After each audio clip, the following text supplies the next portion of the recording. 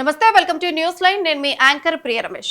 అయితే తెలంగాణ రాష్ట్రంలో రోజు ఏదో ఒక చోట ఏదో ఒక ప్లేస్ లో ఏదో ఒక ఇష్యూ నడుస్తూనే ఉంది. మనం తెల్లారి లేస్తే చూస్తూనే ఉన్నాం ఇట్లాంటివన్నీ.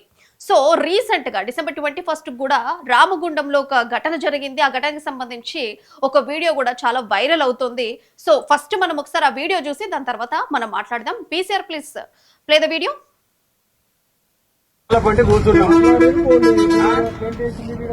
వాళ్ళ జాగా మా జాగా ఇది మా ఆస్తి మా ప్రైవేట్ ప్లేస్ కూర్చోండి. ఆ ప్రైవేట్ ప్లేస్ కూర్చున్నాం. ఇక్కడ నినాదం ఇవ్వలేదు, ఒక ట్రాఫిక్ జామ్ చేయలేదు, మిమ్మల్ని ఎక్కడ డిస్టర్బ్ చేస్తలేము, ఏ విధమైనటువంటి చట్టాన్ని మేము ఉల్లంఘిస్తలేము. ఎక్కడైనా చేసుకోవచ్చు, లేకుండా కూర్చోవచ్చా? అరే రోడ్డు మీద ఇల్లున్నది కాబట్టి ఇక్కడ కూర్చున్నాం. లోపల ఎల్లుంటాం. వినండి, పరామర్శకు వచ్చిన మీరు ఎందుకు బెదిరిస్తారు? ఎందుకు బెదిరించి బరాబర్ వేసుకుంటాం? మేము కండు వేసుకునే కూర్చుంటాం. మా పార్టీని మేము బరాబర్ కూర్చుంటాం. బెదిరిస్తారు, భయపడడానికి ఏం లేదు. మీరు అవన్నీ చెప్పకూరి. పరామర్శకు కండు వేసుకుని బరాబర్ వేసుకుంటారు. పార్టీతోటి పరామర్శకు పోతారు. ఎట్లా పోతారు అనుకుంటారు? బరాబర్ పోతారు. పద్ధతి ఎందుకు లేదు? బరాబర్ పద్ధతి ఉన్నది. మేము పద్ధతి తప్పి ఏ పని చేస్తలేం. ఈ ఊర్లోనే ప్రతిదీ పద్ధతి తప్పి జరుగుతుంది. ఈ ఊర్లోనే ప్రతిదీ పద్ధతి తప్పి జరుగుతుంది. దాన్ని బెదిరిపడి మాట్లాడతారు. ఎందుకు మాట్లాడతారు? అందరు మాట్లాడతారు. మీకేం పని అని వచ్చింది? మీకేం పని అని వచ్చింది? ఎందుకు వచ్చారు? ఎందుకు వచ్చింది మీరు? అవును, ఆ ఇల్లు కూడా కొట్టిర్రు, ఇంటికి వచ్చినాం మేము. పరామర్శ ఎవరు ఎవరు కూడా కొట్టారు? పోలీసులు ఉన్నారు, మీరు ఇక్కడ ఏం చేస్తారు? ఎవరు బరాబర్ ఉంటారు సార్, బరాబర్ ఉంటారు. వాళ్ళకి న్యాయమయ్యే వరకు వాళ్ళు ఎమ్మడి ఇంటికాడ ఉంటాము. ఎవరన్నా చచ్చిపోతే వాళ్ళ ఇంట్లో ఉండకపోతే ఎక్కడ ఉంటారు? వాళ్ళ ఇంట్లో ఉంటారు, ఈయనే ఉంటారు. మా జాగా ఊల కొట్టిరు, ఇల్లీగల్ కాబట్టి టెంట్ వేసుకున్నాం, కూర్చున్నాం. దయచేసి మీరు అర్థం చేసుకోవాలి. ఇట్లా మీరు మాట్లాడడం మీ డిపార్ట్మెంట్ కు మీకు గౌరవం కాదు. మీరు లా అండ్ ఆర్డర్ మెయింటైన్ చేయాల్సిన వాళ్ళు. మేము ఇక్కడ ఏ విధమైనటువంటి లా అండ్ ఆర్డర్ వైలేషన్ లేదు. ఎవరైనా చెప్పమనండి. ఎవరికైనా ఇబ్బంది అయితే ఒక్కరు చెప్పమనండి. మేమైనా రోడ్డు మీద కూర్చున్నామా, అల్లరి చేసినామా, మా వల్ల ఎవరికైనా ఇబ్బంది అయిందో చెప్పమనండి. చేసేదే తప్ప తప్పనే మీరంటారు. ఈ ఊర్లో జరిగేది ప్రతిదీ తప్పు. ఆ తప్పులన్నీ మీరు కాస్తా ఉన్నారు. ఇది పద్ధతి కాదు. మీరే కాస్తారు తప్పులనంతా మీరే కాస్తారు. బరాబర్ చట్టం ఉంటది. 3 ఏళ్ల తర్వాత చట్టం పనిచేస్తుంది. ఇప్పుడు చట్టం పనిచేస్తలేదు, అప్పుడు బరాబర్ పనిచేస్తుంది. రైట్, ఇప్పుడైతే మనం ఆ వీడియో చూస్తున్నాం కదా, చాలా మందికి తెలిసే ఉంటుంది. సో ప్రజల పక్షాన అక్కడ గట్టిగా మాట్లాడుతున్నటువంటి వ్యక్తి ఎవరో కాదు, BRS leader Kaushik Hari. So ఇప్పుడు ఆయన మనతో పాటు స్టూడియోలో ఉన్నారు. అక్కడ ఏం జరిగింది, పోలీసులు ఎందుకు అడ్డుపడ్డారు, అసలు దేనికోసం వాళ్ళు దీక్ష కూర్చున్నారు, ఇట్లాంటి విషయాలను కూడా మనం కౌశిక్ హరి గారిని అడిగి తెలుసుకుందాం. హలో అండి, నమస్తే. రైట్, మనం మాట్లాడుకునే ముందు ఇప్పుడు కౌశిక్ హరి గారి గురించి మీకు ఒక ఇంట్రో. ఫస్ట్ ఆఫ్ ఆల్, ఆయన 2009లో పిఆర్పి పార్టీ నుంచి ఆయన పోటీ చేశారు. దాదాపుగా 30,000 ఓట్లు కూడా ఆయనకు వచ్చాయి. జస్ట్ ఒక 2,000 ఓట్ల తేడాతో మాత్రమే ఆయన ఓడిపోవడం జరిగింది. సో దాని తర్వాత మళ్ళీ కూడా ఆయన 2014లో ఇండిపెండెంట్ గా ఆయన పోటీ చేయడం జరిగింది. అప్పుడు కూడా ఒక 14-15,000 ఓట్లు వచ్చాయి. ఇండిపెండెంట్ గా పోటీ చేసి కూడా 15,000 ఓట్లు సంపాదించుకోవడం అనేది మామూలు విషయం కాదు. దాని తర్వాత మళ్ళీ 2023 ఎన్నికల కంటే ముందు ఆయన బీఆర్ఎస్ పార్టీలో చేరడం జరిగింది. సో అప్పుడు చేరినప్పటి నుంచి కూడా ప్రజల పక్షాన ఆయన ఫైట్ చేస్తున్నారు. మీకు చాలాసార్లు మీరు న్యూస్లో కానీ న్యూస్ పేపర్లో కానీ మీరు ఎక్కువసార్లు చూసుంటారు ఆయన్ని. సో ఇప్పుడు ఆయన గురించి మాట్లాడదాము. అక్కడ రామగుండంలో ఏం జరుగుతుంది, ప్రజలకు ఎట్లాంటి అన్యాయం జరుగుతుంది, మీరు ఎట్లా ఎదుర్కొంటున్నారు, ఎట్లాంటి ఫైటింగ్ చేస్తున్నారు అనేటువంటి విషయాలను కూడా మనం ఒకసారి ఆయనతో మాట్లాడదాం, డిస్కస్ చేద్దాం. నమస్తే అండి. రైట్, ఇప్పటి వరకు మనం ఒక వీడియో చూసినాము. అసలు దేనికి సంబంధించి పోలీసులు ఎందుకు అడ్డుకోవడానికి చూస్తున్నారు, అక్కడ ఏం జరిగింది అనేది ఒకసారి డీటెయిల్గా. అది మా రామగుండం కాన్స్టిట్యున్సీ గోదావరిఖని పట్టణంలో జరిగిందమ్మా. ఆ రోజు సంఘటన కంటే ముందు రోజు మున్సిపల్ వాళ్ళు వచ్చేసి ఇది రోడ్డుకు మార్జిన్లో వస్తుంది అని చెప్పేసి ఒక నోటీసు, నామమాత్రమైన నోటీస్ ఇచ్చేసి ఆ ముంగటి వైపు ఇంత వెనక వైపు ఇంత కూల్చేసి ఒక బిట్ వాళ్ళది ఉంచేసారు. వచ్చేసి ఇది మాకు ఇక్కడి వరకు పర్మిషన్ ఉన్నది, మీకు ఇంతవరకు మేము విడిచిపెట్టేస్తున్నామని వెళ్ళిపోయారు వాళ్ళు. దాని తర్వాత నైట్ వచ్చేసి ఒక కాంగ్రెస్ నాయకులు ఒక గుర్తు తెలియని జేసీబీ తీసుకొచ్చేసి ఆ మిగతా ఇంటిని కూడా అర్ధరాత్రి కూలగొట్టడం జరిగింది. అంటే ఇదేదో అదొక్కటే సంఘటన కాదు, మా ఊళ్ళో జరిగేది. ఇవాళ దయచేసి మీరు ఒకసారి గోదావరిఖనికి వస్తే మా రామగుండం కాన్స్టిట్యున్సీలో 3 పట్టణాలు, రామగుండం కావచ్చు, ఎన్టీపీసీ కావచ్చు, గోదావరిఖనికి వస్తే గుజరాత్లో భూకంపం వస్తే ఎట్లుందో మా ఊరు అట్లుంది ఇవాళ. ఇది గత 16 నెలల నుంచి జరుగుతూ ఉంది. కూల్చివేతలు, రోడ్ వైడనింగ్లని, లేకపోతే ఈ స్ట్రీట్ అందంగా లేదని. మా గౌరవ ఎమ్మెల్యే మక్కాన్ సింగ్ అక్కడ ఆయనే ఇక్కడ రామగుండం నుంచి చిన్నప్పుడు పారిపోయి వచ్చేసి ఇక్కడ డబ్బు అక్రమ మార్గంలో సంపాదించుకొని ఇక్కడ విల్లాలల్లా ఉంటాడు ఆయన. ఆ విల్లాలల్లా ప్రెమిసెస్ ఏ విధంగా ఉండాలో ఆయన గోదావరిఖని అట్లా కనబడాలంట. అట్లా కనబడాలంటే గోదావరిఖని పుట్టడమే ఒక సింగరేణి కార్మిక క్షేత్రం ద్వారా ఇండస్ట్రియల్ ఏరియాలో పుట్టింది. అంతా కార్మికులు ఉంటారు, స్లమ్ ఉంటారు, చిన్న చిన్న కుటుంబాలు ఉంటాయి, వాళ్ళ మీద ఆధారపడి స్ట్రీట్ వెండర్స్ అందరూ ఉంటారు. ఇది నోటిఫైడ్ ఏరియా, అంటే గ్రామ పంచాయతీ నుంచి నోటిఫైడ్ ఏరియా, నోటిఫైడ్ నుంచి మున్సిపల్ నుంచి గ్రేడ్ 1 మున్సిపల్, అండ్ దాని తర్వాత కార్పొరేషన్గా మారింది. కానీ మా జీవన విధానం మారలేడు. మా లైఫ్ స్టైల్ కానీ, లివింగ్ స్టైల్ కానీ అంతా అక్కడికి ఉన్నటువంటి ఆ కార్మికులు, వివిధ రాష్ట్రాల కార్మికులు వచ్చి ఉంటారు అక్కడ. సో రకరకాలుగా కట్టుకొని ఉన్నారు. వాస్తవానికి 20 ఏళ్ల క్రితం గోదావరిఖని ఎక్కువ పాపులేషన్ ఉండే, ఎక్కువ ఎంప్లాయీస్ ఉండే. సింగరేణిల ప్రధానమైన ఏంటంటే సింగరేణి పర్మనెంట్ ఎంప్లాయీస్ దాదాపు ఒక 15,000 మంది కార్మికులు గోదావరిఖనిలో నివాసం ఉండేటోళ్ళు. సింగరేణి మీద ఇంకొక 15,000 మంది కాంట్రాక్ట్ కార్మికులు ఉండేటోళ్ళు. అట్లనే ఎన్టీపీసీ, మా రామగుండం, బసంత్ నగర్ ఇవన్నీ కలిపి ఒక ఇండస్ట్రీగా ఉంటుంది. ఇవాళ అది సింగరేణి వైండప్ అయ్యే క్రమంలో రోజు రోజు తగ్గిపోతూ ఉంటే వాళ్ళ కార్మికుల సంఖ్య తగ్గిపోయింది. మా పాపులేషన్ తగ్గిపోతుంది, రోజు రోజు తగ్గిపోతూ ఉంటుంది. మా సిటీ కొనుగోలు కెపాసిటీ తగ్గిపోతుంది. మార్కెట్లో ఇవాళ ఉన్నటువంటి బిల్డింగ్లన్నీ కూడా టూలెట్ బోర్డ్స్ ఉంటాయి. అయితే సిటీ తగ్గిపోతూ ఉంది. ఈ క్రమంలో వచ్చేసి నేను కొత్తగా వచ్చేసి నేనేదో ఇంగ్లాండ్కి పోతూ ఉంటాడు, అప్పుడు ఇప్పుడు లండన్ పోయి వస్తూ ఉంటాడు. ఆ లండన్లో డబుల్ స్టోరీ బిల్డింగ్, స్ట్రీట్ ఎంబడి డబుల్ స్టోరీ బిల్డింగ్లు ఇట్లా ఉండాలని చెప్పేసి ఎవరైతే ఇవన్నీ కూడా ఒకప్పుడు ఇల్లీగల్గా కట్టుకున్నారు రోడ్ సైడ్ అని, లోపటికి ఏమో పట్టాలు ఉంటాయి. ఓకే. ఈ ఇల్లీగల్గా కట్టుకున్నట్టుకి కూడా మనం 2009లో వైఎస్ఆర్ గారు ఉన్నప్పుడు అప్పటి ప్రభుత్వంలో వీళ్ళందరికీ నాట్ ఓన్లీ గోదావరిఖని, మన సింగరేణి పరివాహక ప్రాంతంలో ఉన్న ఇండస్ట్రీస్ మొత్తంలో కూడా ఎక్కడెక్కడైతే సింగరేణి ప్లేసెస్లో కట్టుకున్నారో వాళ్ళందరికీ వీళ్ళని రెగ్యులరైజ్ చేసిండ్రు అన్నట్టు. రెగ్యులరైజ్ చేసే క్రమంలో వాళ్ళకు ప్రభుత్వం ఎంత అక్వైరీ చేసిందో, ఈ భూమి ఎంత సింగరేణి మనకి ఇచ్చిందో దీన్ని ఎక్స్చేంజ్ చేసుకొని దీనికి బదులు దాదాపు ఒక 400-500 ఎకరాలు కొత్త మైన్లు ఎక్కడైతున్నాయో అక్కడ వాళ్ళకు ఆ ప్లేస్ ఇచ్చేసిండ్రు. మనకు పట్టాలు ఇచ్చారు, పట్టాల ద్వారా వీళ్ళు రిజిస్ట్రేషన్ చేసుకున్నారు, అట్లా ఉన్నారు. ఇవాళ ఈయన వచ్చేసి ఒక్కొక్క రోడ్డు 120 ఫీట్స్ పెడతాడు. మెయిన్ రోడ్ 120, మా రాజీవ్ గాంధీ 100 ఫీట్లు ఉంటుంది, ఇక్కడికి వచ్చేసి 120 ఫీటు. అసలు గల్లీలల్లో 40 ఫీట్లు, 50 ఫీట్లు, 60 ఫీట్లు, 100 ఫీట్లు పెట్టేసి ఈ చిరు వ్యాపారులందరినీ కూలగొట్టేస్తూ ఉన్నాడు. ఆయనకి ఇవన్నీ కూడా మంచిగా కనబడతలేవంట. ఓకే. చిన్న చిన్న రేకుల షెడ్ లాగా, చిన్న బిల్డింగ్లకు ముంగట లేక అన్నీ కూడా నాకు కూలగొట్టుకొని యూనిఫామ్గా మీరు 2 ఫ్లోర్లు వేసుకోవాలి, ఇట్లాంటి డిమాండ్ తోటి కొన్నేమో మొత్తానికే తీసేసేసి సింగరేణి ద్వారా కట్టిస్తా, అలా మీరు కిరాయికి ఉండండి. ఓనర్లను తీసుకుపోయి టెనెంట్స్ చేస్తుండు, ఉన్న వాళ్ళకు డిస్టర్బ్ చేసుకుంటే వెనకకు జరపడం. ఇక్కడ నుంచి లక్ష్మీనగర్కు పోయేసరికి, మార్కెట్లకు పోయేసరికి మార్కెట్లో రోడ్లు చిన్నగా ఉన్నాయని చెప్పేసి కూలగొడతా ఉన్నాడు. ఇవాళ కూలగొట్టినవు ఒకసారి ఈ మొత్తం చేయడం కోసం నువ్వు ఒక డిపిఆర్ పెట్టుకో.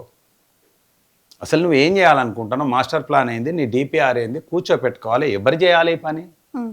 ఎమ్మెల్యే వచ్చి చేసేది కాదు, కలెక్టర్ కావాలి.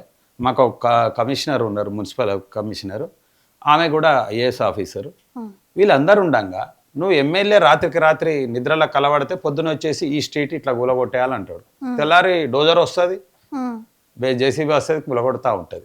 ఇవాళ గోదావరిఖనిలో ఎట్లున్నదంట పరిస్థితి, రోడ్డు పొంటి జేసీబీ పోతే ఒక్కొక్కరికి గుండె డబ్బని కొట్టుకునే పరిస్థితికి వచ్చింది. ఇది జరుగుతూ ఉంటే మేము దీన్ని అపోజ్ చేసుకుంటే గత 1 ఇయర్కి వెళ్ళి కూడా మేము చెప్తా ఉన్నాం.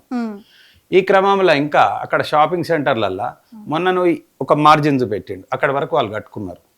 అంత ఎలివేషన్ వస్తుంది 3-4 పాపం, ఇంత సెట్ బ్యాక్ అయిన తర్వాత మళ్ళీ కొత్త కట్టుకోవాలి వాళ్ళు. కట్టుకున్నారు. మళ్ళీ వచ్చేసి ఏం చేసిండు, 2 months తర్వాత వచ్చేసి అందులో మిడిల్ పోల్ ఉండే ఇంతకుముందు తీసేసి ఇటు ముంగట పోల్ వేసిండు. ఆల్రెడీ ఇల్లు కట్టుకున్న తర్వాత అన్ని రీనోవేట్ అయినాక, రెనోవేషన్ అయినాక కట్టుకున్నారు. నువ్వు కట్టుకునేక ముందు కొంచెమైనా జ్ఞానం ఉండాలి, ఎక్కడి వరకు కట్టుకుంటావు. ఆ పోలు తీసుకొచ్చి దాంట్లో మధ్యలో వేస్తాడు, ఇంకో ఇది లోపలికి పోవాలి, ఇంకా 3 ఫీట్లు జరగాలని. మొన్ననే రిపేర్ చేసుకున్నారు. వాళ్ళంతా రిపేర్ చేసుకోవడానికి 1 ఇయర్ పడుతుంది. ఆ రోడ్లు వేసేసరికి 1 ఇయర్ వ్యాపారాలు పోయినాయి మాయి. ఎట్లా బతుకుతారు? మళ్ళీ వాళ్ళు వచ్చేసి నువ్వు 3 ఫీట్లు వెనకకు అని అవన్నీ తీయమంటుండు. అంటే పిచ్చి పాలన నడుస్తుంది. ఎక్కడ కూడా ఒక అధికారి కమిషనర్ అనే ఆమె ఉంది, ఆమె ఐఏఎస్ ఆఫీసర్, ఒక కలెక్టర్ ఉన్నాడు. ఎవ్వరు కూడా ఇప్పటి వరకు ఒక విజిట్ చేయలే అక్కడ. ఎందుకు విజిట్ చేయకపోవడానికి కారణం? 1 ఇయర్కి వెళ్ళి వాళ్ళు ఎవరు విజిట్ చేసి నువ్వు ఒక మీటింగ్ పెట్టు, ఈ కాలనీ ఈ విధంగా ఉండాలి, ఈ రోడ్ ఇంత వస్తుంది, మీరు దయచేసి కట్టుకోండి అని చెప్పండి. లేకపోతే అవసరం అనుకుంటే తగ్గించుకో. ఇక్కడ వ్యాపారాలు లేవు, అంత అవసరం లేదు. మేము స్వాగతిస్తాం, కొంచెం అందం కావడం కోసం మనకేం అబ్జెక్షన్ లేదు. కానీ నువ్వు లీడర్, నువ్వు ప్రజల చేత ఎన్నుకోబడ్డటువంటి వ్యక్తివి. నువ్వు సైంటిఫిక్ సర్వే కావాలా, ఈ రోడ్కు ఎంత ట్రాఫిక్ ఉంది, ఎన్ని వెహికల్స్ వెళ్తున్నాయి, ఆ ఎన్ని వెహికల్కి ఎంత మనం బెడితిలో పెట్టాలి రోడ్డు అనే ఒక సైంటిఫిక్ సర్వే అన్నా చేయాలా. ఏది అవసరం లేదు. ఏమి వస్తే గుడ్డిగా బ్లైండ్ ఫోల్డ్ ఒక్క అధికారి కూడా ఇప్పటి వరకు కలెక్టర్ కానీ కమిషనర్ కానీ ఇంత విధ్వంసం జరిగితే ఒక్కరోజు కూడా వాళ్ళు విజిట్ చేయలేదు. కొంతమంది నోటీస్ ఇస్తావు, అది తెల్లారే అమలు చేసేస్తావు. నోటీస్ ఇచ్చినాక మున్సిపల్ యాక్ట్ ప్రకారం ఏముంది, మనకు రిప్లై ఇవ్వచ్చు. మనం కోర్టుకు పోయే ఉంటే కోర్టులు పనిలేక పెట్టుకున్నారా? ఎందుకు పెట్టుకున్నారు? సబ్ కోర్టు, మనకు మున్సిపల్ కోర్టు ఉంది, సబ్ కోర్టు ఉంది, జిల్లా కోర్టు ఉంది, తర్వాత హైకోర్టు ఉంది. హైకోర్టులో సింగిల్ బెంచ్ ఉంది, డబుల్ బెంచ్ ఉంది. సుప్రీంకోర్టు పోతాం, సింగిల్ బెంచ్ ఉంటుంది, ఫుల్ బెంచ్ ఉంటుంది. ఇవన్నీ ఎందుకోసం ఇచ్చారు? మనకి ఇక్కడ నష్టం జరిగితే పోవడం కోసం ఇచ్చారు. ఇక్కడ నోటీస్ ఇస్తాడు, తెల్లారచ్చి కూలగొట్టేస్తాడు. రాత్రిపూట కాంగ్రెస్ నాయకులు వచ్చి ఎంబడి ఉండి కూలగొడతారు. ఇది ఎక్కడైనా జరుగుతుంది? అసలు మా దగ్గరనే జరుగుతుంది. మేము అదే అడుగుతా ఉన్నాం, ఇది ప్రజాస్వామ్య దేశమా? అసలు ఇక్కడ ప్రజాపాలన ఉందా? ప్రభుత్వం ఉందా? కాంగ్రెస్ అంటేనే ఎట్లుంటుందా? ఇంత అధ్వానము మాకు అసలు మీరు దయచేసి, నేను ఈ మన న్యూస్ లైన్ మీ ద్వారా నేను రిక్వెస్ట్ చేస్తున్నా, దయచేసి అందరు రండి, చూడండి మా ఊరు పరిస్థితి చూడండి. ఆ క్రమంలోనే ఆ రోజు అక్కడ జరిగింది. వాళ్ళ కుటుంబం 4 కూర్చున్నారు ఆడ. ఊరికనే ఒకటి బట్టేసుకొని కూర్చొని నిరసన తెలుపుతాను అంటే వాళ్ళదే ప్లేస్ అది. మెయిన్ రోడ్కు అడ్జసెంట్లు ఉంటుంది. మేము వెళ్ళినాం. మేము వెళ్ళంగానే మీడియా వచ్చింది. ఇంకో 10-15 మంది కూర్చున్నాం. అందరు వచ్చేస్తున్నారు ఇక చూడడానికి. వస్తూ ఉంటే ఫస్ట్ ఎస్ఐ వచ్చిండు, 2 ఎస్ఐలు వచ్చారు, 30-40 మంది కానిస్టేబుల్ వచ్చేసి ఇది తీసేయాలి, టెంట్ వేయవద్దు, అది ఇది అన్నారు. నేను అన్నాం, టెంట్ వేయకపోవడానికి నువ్వెవరు? అది మా ప్రైవేట్ ప్లేస్. ఇల్లు కూలగొట్టిండు ఒకడు వచ్చి. పగలొచ్చామో ఇల్లీగల్గా మున్సిపల్ వాడు వచ్చి కూలుస్తాడు, రాత్రి వచ్చామో కాంగ్రెస్ పార్టీ వాడు ఇల్లీగల్గా వచ్చి కూలుస్తాడు. నువ్వు ఒక పోలీస్ వ్యవస్థ, నువ్వు వచ్చి ఏం జరిగింది, ఎందుకు అయింది అని బాధితుడిని నువ్వు కన్సర్న్ చూపెట్టాలి, నువ్వు సానుభూతి చూపెట్టాలి. లేకపోతే అది రాత్రిపూట కూలిందంటే నీ ఫెయిల్యూరు, నీ సిస్టమ్ ఫెయిల్యూరు, నీ పోలీస్ ఫెయిల్యూరు. నువ్వే ఉల్టా టెంట్ వేయకు. ఆ ఎమ్మెల్యే ఆడికెళ్ళి ఫోన్ చేసి చెప్తా ఉంటాడు, అరే ఏం చేస్తారా తీపోరు టెంట్ అని. వీళ్ళు ఉరికొస్తారు. వీళ్ళు ఇంతమందిని మేము అవాయిడ్ చేసినాం. ఎస్ఐ తోటి 1.5 hour ఆర్గ్యూ అయింది. వాళ్ళు పక్కకి జరిగారు. వాళ్ళ పై ఆఫీసర్ సిఏ గారు వచ్చారు. సిఏ గారు వచ్చేసి ఆయన అట్లనే మాట్లాడతాడు, టెంట్ ఎందుకు వేసిరు, తీసేయి. టెంట్ ఎందుకు వేసిరు? నీదా జాగా? నీ జాగానా? నేను రోడ్డు మీద వేసుకున్నానా? రోడ్డు మీద కూర్చున్నానా? పక్కకు కూర్చున్నాము, టెంట్ వేసుకున్నాం. ఎస్, కండువ వేసుకొని వచ్చి మీరు పరామర్శ, నేను ఎవడైనా ఇంట్లో చనిపోతేనో ఇల్లు కాలిపోతేనో పోయి పరామర్శిస్తాం. పరామర్శిస్తే నువ్వు కండువ వేసుకొని వస్తావంటే బరాబర్ కండువ వేసుకొని కూడా పరామర్శకు పోతాం ఒక్కొక్కసారి సందర్భాన్ని బట్టి. టెంట్ ఎందుకు వేసిండ్రు? మరి ఆవిడ ఎండలో కూర్చుంటాడా? ఇల్లు ఖరాబ్ అయినప్పుడు ఏం వేసుకుంటాం మనం? టెంటే వేసుకుంటాం. ఇమీడియట్లీ మనకు ఎండ కొట్టకుండా ఏం వేసుకుంటాం? నువ్వు టెంట్ తీయాలంటాడు. తీయమని చెప్పేసి అదే ఆర్గ్యూ అయింది. ఆయన భయపెట్టించేదంటే భయపడడానికి ఇదేం మనమేమన్నా మామూలు వ్యక్తులం కాదు కదా. మనకు రైట్స్ ఉంటాయి, మనకు పద్ధతి ఉంటుంది. అదే ఆర్గ్యూ చేసినాం. ఇక మనం అందరం మాట్లాడేసిన తర్వాత వాళ్ళు వెళ్ళిపోయడం జరిగింది. అడికెళ్ళి పక్కకి వెళ్ళిపోయారు. టెంట్లో ఇవాళ 5వ రోజు. ఇప్పటికీ అక్కడ వాళ్ళని పరామర్శిస్తూ ఉంటున్నాం, కూర్చుంటున్నాం. ఇది జరుగుతూ ఉన్నది. ఇదంతా జరగడానికి కూడా ఆయన అనేక కారణాలు ఉన్నాయి. ఓకే, మరి ఇదంతా జరుగుతుంటే కూడా మరి ఎందుకని అధికారులు రెస్పాండ్ అవ్వట్లేరు అని మీరు అంటారు? అదే చెప్తా ఉన్నా, అందులో మాట్లాడంగా చెప్పిన మా దగ్గర అధికారులు అనేదే వ్యవస్థ లేదు. అధికారులను చూసి మేము 40 ఏళ్ళ రాజకీయం నాకు. నేను చాలా పార్టీల ప్రభుత్వాలు ఉన్నప్పుడు చూసినాం. మేము ఎప్పుడు కూడా మేము ప్రతిపక్షంలో ఉండే చూసుకుంటూ వచ్చినాం. ప్రతి అధికారి రెస్పాండ్ అయ్యేది, బాధ్యత తీసుకునేది, ఏదైనా సంఘటన జరిగితే పోవడం రావడం జరుగుతుంది. కానీ ఈ 2 ఏళ్ల కాలంకి వెళ్ళి అధికారి అనేటిది నువ్వు ఫీల్డ్ మీద మన మీద ప్రజల మీద జులుం చేయడానికి అధికారులు అక్కడ, కానీ ప్రజలను రక్షించడం కోసం అధికారులు ఎవరు లేరాడ. ఆయన చుట్టూ ఎమ్మెల్యే చుట్టూ తిరగాలి, ఆయన చెప్పింది చేయాలి. ఇదే జరుగుతూ ఉంది అక్కడ. ఓకే, ఇప్పుడైతే పగలు చూస్తే మున్సిపల్ అధికారులు కూలగొడుతుండ్రు, రాత్రి చూస్తే కాంగ్రెస్ అధికారులు కూలగొడుతుండ్రు అని అంటారు. అసలు పగలు ఏం జరుగుతుంది, రాత్రి ఏం జరుగుతుంది, అసలు రామగుండంలో ఏం జరుగుతుంది మొత్తానికి? రామగుండంలో ఒకవైపు విధ్వంసం, ఇప్పటిదాకా విధ్వంసం అని చెప్పిన మా భూకంపం, దానికి కూడా ఒక న్యాయం ఉండదు, ఒక చట్టం ఉండదు, ఒక మున్సిపల్ మనకు రాజ్యాంగం ఉండదు, దాని వల్ల వచ్చే ఏముండదు. ఇక ఇంకో వైపు ఏమో దోపిడీ. ఇక దోపిడీకి అయితే అన్లిమిటెడ్. మావాడు 2 నెలలనే 500 కోట్లకు పైన మా ఎమ్మెల్యే సంపాదించింది. అత్యంత అవినీతిపరుడు, అత్యంత దుర్మార్గుడు, అన్నిటికంటే పెద్ద మూర్ఖుడు. లేక వచ్చింది అదేదో 96,000 ఓట్లు వచ్చే వరకు ఆయన భూమి మీద ఆగుతలేడు. ఇక భూమి మీద ఎవరికి రాలే, నాకే వచ్చిందని చెప్పి ఫస్టే టైప్ ఆఫ్ మనిషి. దానికి తోడు ఈ పవరు ఇది అంతా అయ్యే వరకు భూమి మీద ఆగడం లేదు. ముఖ్యంగా ఈ కూలగొట్టేది ఇదంతా జరిగేది కూడా ఏంటంటే ఆయన ఒక చేసే పెద్ద దోపిడీ. అక్కడ దోపిడీ బూడిద రూపేణ ఎన్టీపీసీ నుంచి ఒక యాష్ మనకు బూడిది కాలవడం వల్ల, బొగ్గును కాలవడం వల్ల బూడిదిని పైప్ లైన్ల ద్వారా మిగతా ద్వారా బూడిద వస్తూ ఉంటుంది బయటికి.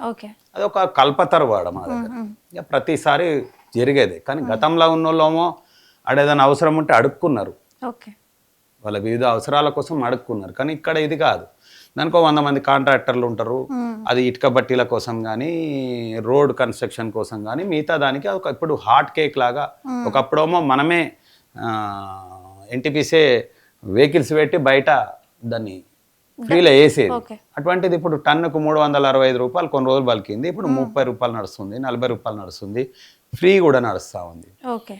దాని తర్వాత ఈయన ఏం చేసిండంటే ఇక అడుక్కునుడు ఏంది అని చెప్పి మొత్తం ఈ 50 మంది 100 మంది కాంట్రాక్ట్లు వేసుకుంటే వాళ్ళు సెక్యూరిటీ డిపాజిట్ కడతారు, ఈఎండి కడతారు, ఎన్టీపీసీ టెండర్ పిలుస్తుంది, మహారత్న కంపెనీ అది. ఆ అధికారులకు కూడా కొంచెం కూడా విలువ లేకుండా పనిచేస్తా ఉన్నారు అక్కడ. అసలు ఎవరు ఎన్టీపీసీ టెండర్లు చేసిన అధికారులు? ఈడీ వాళ్ళే పిలుస్తారు. టెండర్ పిలుస్తావు నువ్వు ఇంత క్వాంటిటీకి ఒక వ్యక్తి 25,000 వేసుకుంటాడు, ఒక వ్యక్తి 2 లక్షల క్వాంటిటీకి వేసుకుంటాడు, వేరియస్ క్వాంటిటీ వేసుకుంటాడు. వేసుకున్నాక ఏం చేస్తారు వీళ్ళందరూ? ఫస్ట్ ఈఎండి కడతాడు, తర్వాత దాన్ని లిఫ్ట్ చేయడం కోసం డబ్బులు కడతాడు. కట్టిన తర్వాత ఈయన వస్తాడు, వచ్చేసి అటు పోలీసుని వాడతాడు. ఒక ఎస్ఐ అయితే పూర్తిగా దానికోసమే ఉంటాడు, అంతర్గామి ఎస్ఐ వెంకటేశం అని. ఆయననే ఆపుతాడు, బండ్లు మీరు నడపద్దు అని చెప్పి బయట వాళ్ళు నడిపితే. లేకపోతే ఆ ఊరోళ్ళం పట్టుకొస్తాడు, అడ్డం పెడతాడు.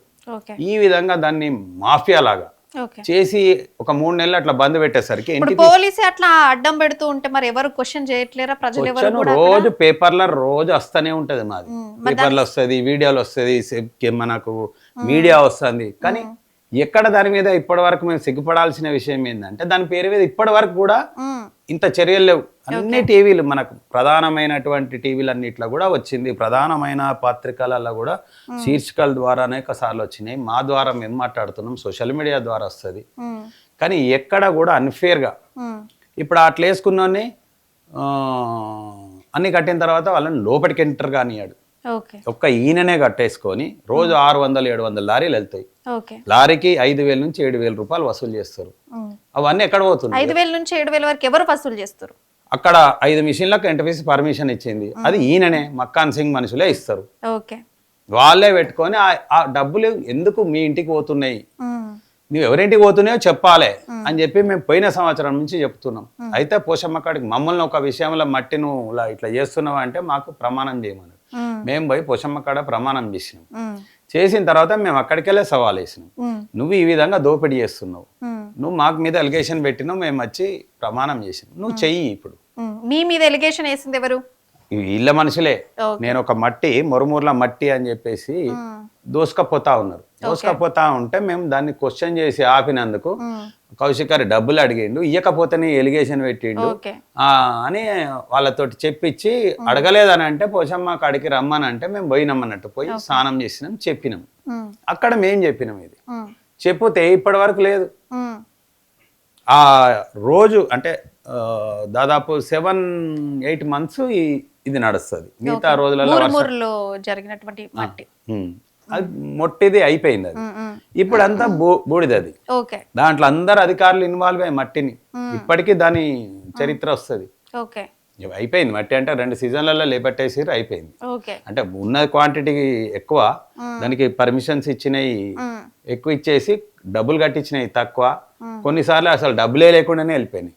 ఓకే. పై అధికారులు జిల్లా రెవెన్యూ అధికారులు అందరికి ఇన్వాల్వ్ ఉంది అందులో. సో ఇంత జరిగినా ఎవరు ఏమి పట్టించుకోలేదు, రిప్లై లేదు, ఎట్లాంటి యాక్షన్ లేదు అంటారు. ఇప్పుడు ఒకరు కోర్టుకు పోయి కూడా తెచ్చుకున్నారు ఈ స్టే. ఏది ఇదే మాకు ఎందుకు ఇయ్యారు, మేము అన్ని కట్టినాము ఏది బూడిద మీద. ఓకే, పోతే కూడా అందరికి నోటీసులు వచ్చినా కూడా ఇప్పటికీ వాళ్ళకు లోపలికి పోవడానికి అనుమతులు లేవు. ఓకే, ఓన్లీ పలానా అని చెప్పుకునే 5 పోయినరు. 5 వీళ్ళే 5 మిషన్లు నడిపేది. ఎమ్మెల్యే 2 మనుషులను పెట్టుకొని సాయంత్రం కాగానే కలెక్షన్ వస్తుంది, కార్లలో హైదరాబాద్కు పోతాయి పైసలు. ఓకే, 20 లక్షల నుంచి 30 లక్షలు, ఇంకా 40 లక్షలు రెగ్యులర్గా పోతా ఉంటాయి. ఇవి కాక మట్టి అయిపోయింది, ఇవి అయిపోయింది.